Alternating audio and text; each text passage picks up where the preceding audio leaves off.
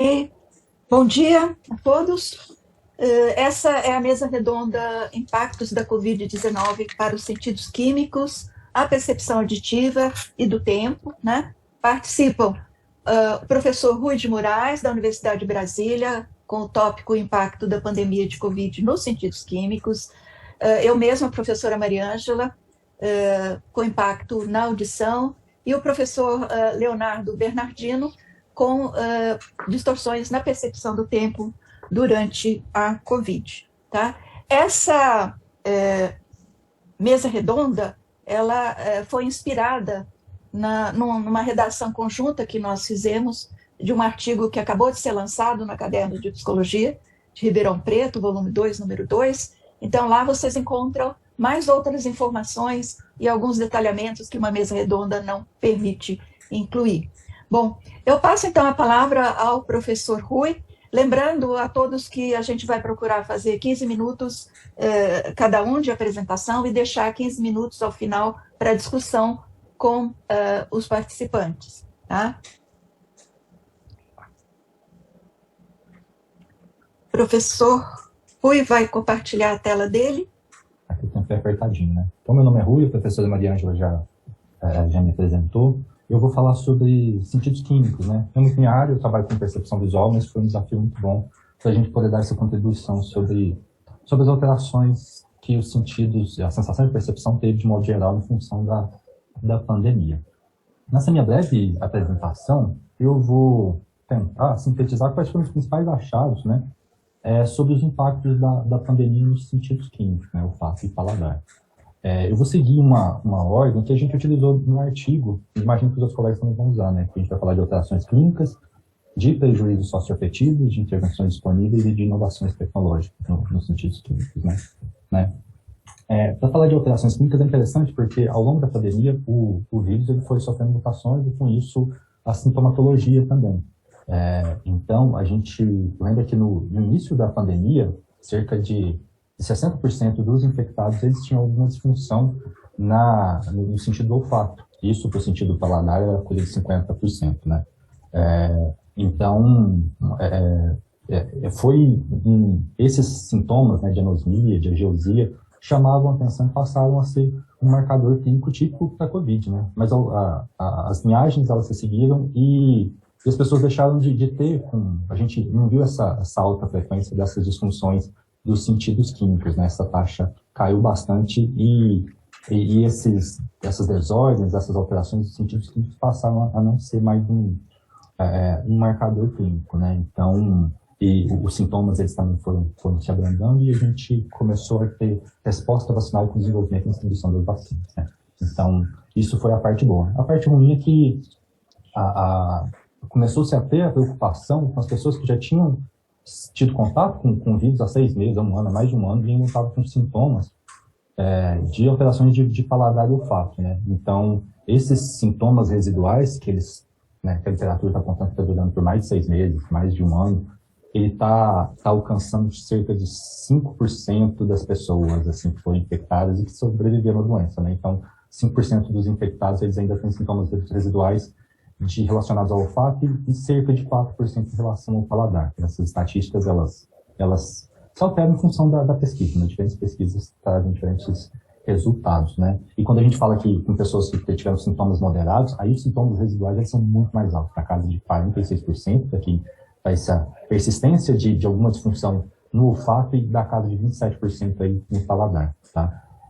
Então, o interesse ele passou a ser não mais na etiologia da doença, né, de como que isso acontece, mas como que a gente consegue promover algum tipo de intervenção, né, e como se dá esses sintomas residuais, né, por quanto tempo ele vai durar, né? Então, o interesse, de modo geral, ele se alterou mesmo essas desordens, dos sentidos químicos, elas estarem diminuindo a cada variante que se alastrava muito, né, que a gente vê o odds ratio, né, da linhagem alfa, delta e ômega, a gente vê que tá baixando ao longo do tempo, né? Então, deixou de ser um marcador clínico, mas tinha preocupação com os sintomas residuais, né? Então, dito isso, a gente pode se contextualizar mais qual era a preocupação antes e qual é a preocupação hoje, né?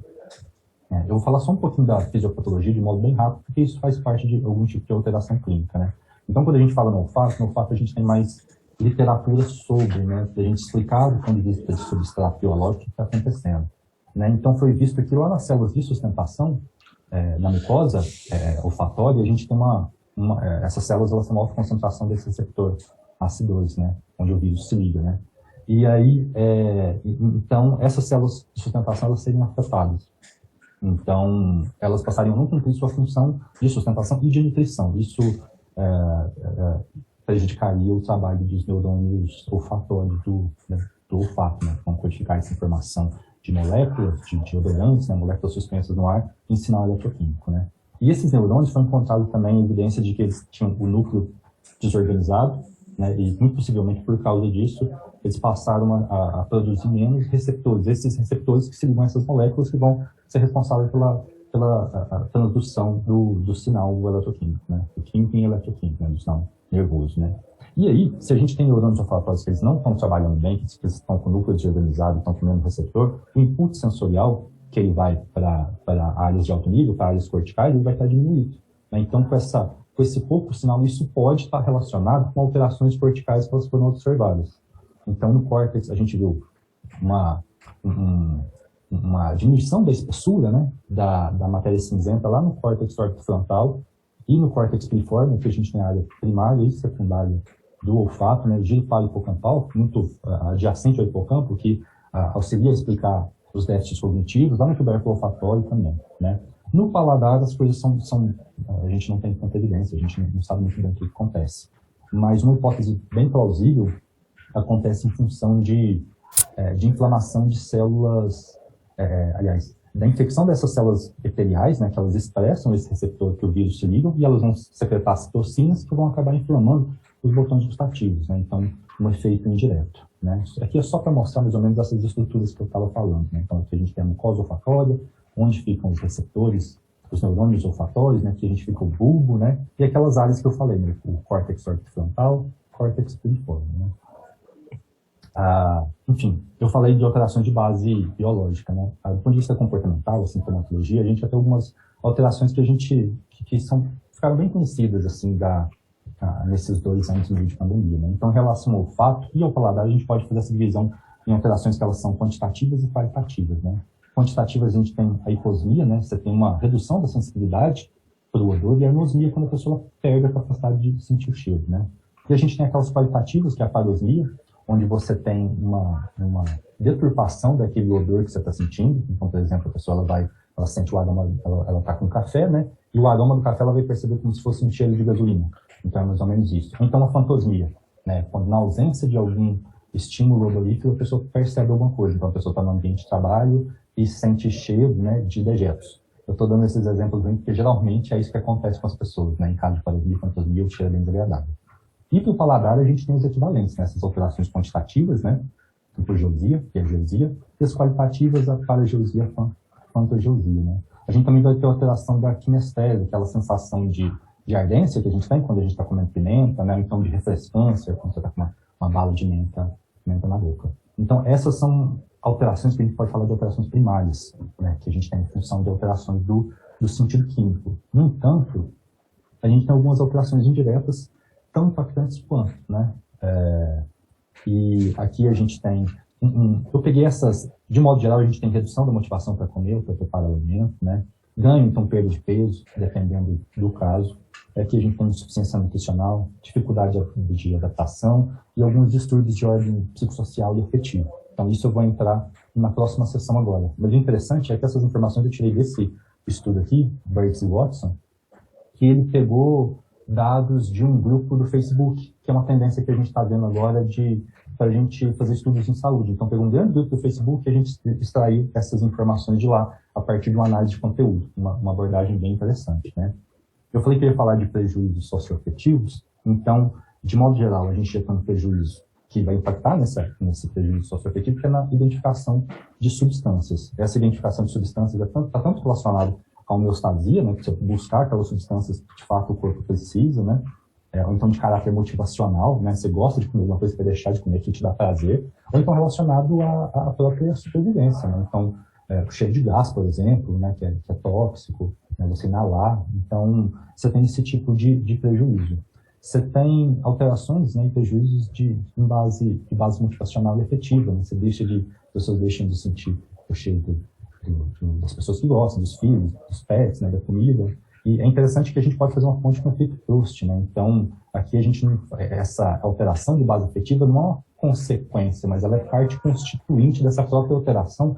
Se a gente pega toda a circuitaria do olfato, por exemplo, né, em que o sinal ele vai seguindo aquela via de processamento sensorial, mas em paralelo você tem envio de informação para áreas límbicas, principalmente a amígdala, né?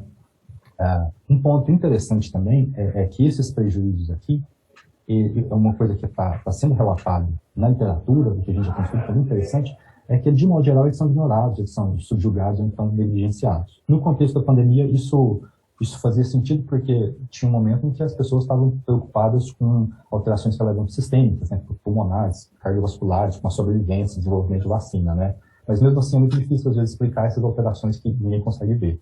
Né? Então, isso é um problema, isso traz um sofrimento porque ninguém entende aquilo que está acontecendo, né? Algumas consequências também, né?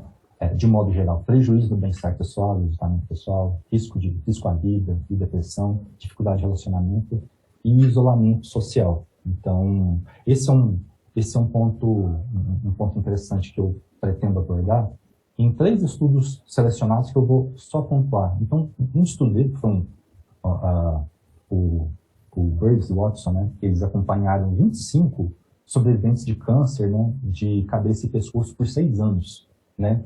E dentre os resultados mais relevantes, eles encontraram que deixar de compartilhar comida em situações sociais era uma das situações que mais trazia sofrimento, né? Isso aqui aconteceu, foi um estudo antes da Covid, né? Não com pessoas que foram infectadas pelo vírus, mas que pode ser aplicada porque também está relacionada à perda dos sentidos químicos, né? E a gente pode pensar nisso, né?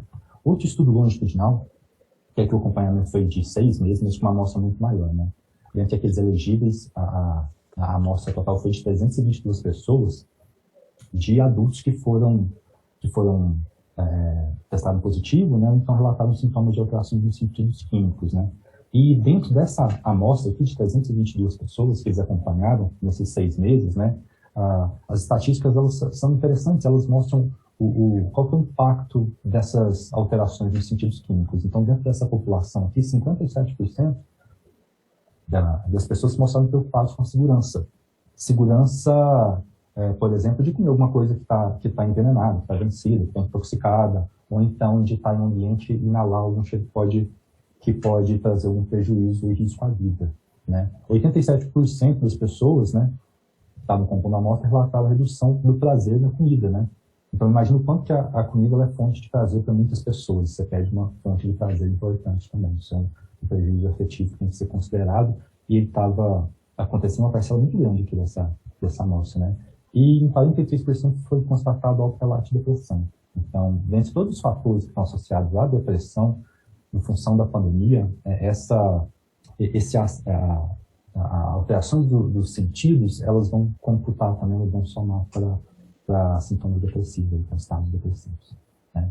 E tem esse estudo aqui que é bem interessante, né? Outro estudo que ele vai pegar medidas indiretas e dados de rede social. Aqui uma amostra muito grande, mais de 15 mil participantes de um subfórum do Reddit, né, que é outra rede social, né? E esse subfórum que era de Covid. Então, pessoas que tinham, em sua grande maioria, que tinham se contaminado, faziam comentários, conversavam, se comunicavam aqui nesse fórum aqui do Reddit, né? E aí, o que esse estudo fez?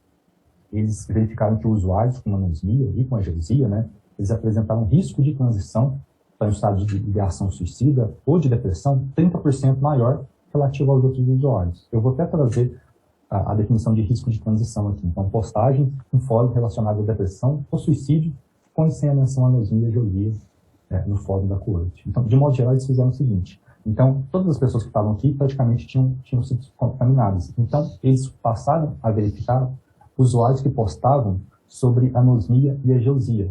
E verificavam se esses usuários estavam fazendo postagem também em fóruns que estavam relacionados a suicídio e depressão, em relação aos outros usuários do fórum, né? E essas postagens, nesses fóruns aqui relacionado a suicídio e depressão era 30% maior em relação ao resto do usuário. Então, na medida indireta, foi uma amostra muito grande retirada de redes sociais, bem interessante. E o aumento maior desse risco de transição acontecia a partir de 100 dias, a partir da primeira postagem sobre a nosmia-geusia. Então, um estudo bem interessante. Rui, você já fez 15 minutos, você pode fazer essa última parte abreviada? Posso. A intervenção e as inovações tem um slide focado. Então, sobre treinamento, sobre as intervenções disponíveis, a gente tem uma única intervenção que a gente tem evidência. Na verdade, a gente tem 3 meta-análises para desordens pós-infecciosas, né, e 2 ensaios clínicos com COVID, que vai falar aqui, o que é possível de ser realizado, que vai melhorar esse tipo de desordem, é o treinamento olfativo, que ele consiste da pessoa inalar de modo bem lentamente, 2 vezes por dia, 4 odorantes que são bem diferentes, né? Então, no treino clássico você tem rosa, eucalipto, cravo e limão, e você tem um treino adaptado, que você tem outros tipos de odorantes também, e cada grupo de odorante você vai fazer o dele por 12 semanas, né? 2 vezes ao dia. Então, isso é o que a gente tem de evidência até o momento que funciona, que traz melhor em relação é a única intervenção mais confiável que a gente tem, né? Além de buscar intervenções de caráter farmacológico e comportamental, acho que um boom tecnológico está muito associado para esse tipo de demanda, são inovações em bioengenharia. Então, hoje a gente tem próteses, né, implantes, né, narizes biônicos, que eles fazem interface entre o cérebro e o ambiente, né? Então, é capaz de codificar uma substância que está no ambiente, transformar isso em um sinal elétrico e estimular ou o bulbo olfativo, ou então a gente tem estudos preliminares que eles estão investigando até a estimulação direta do córtex, né? Então, só para fechar, em 2016, nesse grupo do Constanzo e do Coelho, né, da Virginia Commonwealth University, né, em 2016 eles já tinham uma patente onde eles conseguiram estimular e verificar padrões em ratos, né? Em 2018 eles fizeram a mesma coisa e verificaram esses padrões a partir dessa interface computacional com ratos com nervo lesionado. Em 2019, um orientando do Constante, ele conseguiu fazer isso com humanos, né? Mas a estimulação é na placa civiforme, que é o tecido ósseo que fica no teto da mucosa olfatória. E a gente tem esses experimentos em andamento, né? Com essas próteses já no córtex, né? Então, não é esperado que alguns anos, né? Muitos anos para que isso aconteça, e essas primeiras próteses também, muito possivelmente, elas vão pegar só alguns cheiros muito característicos, né? E bons, rosa, e principalmente aqueles que oferecem algum tipo de risco, né? A vida. Então, é isso. Eu vou deixar aqui só o meu contato, né? Aqui é o site do programa de pós, que eu estou vinculado, meu e-mail, o site de divulgação científica do meu grupo, perfil no Twitter, e aqui, quem quiser acessar as principais referências que eu utilizei, e também esses slides da apresentação, tem um QR Code aqui que leva para um repositório que vocês conseguem baixar.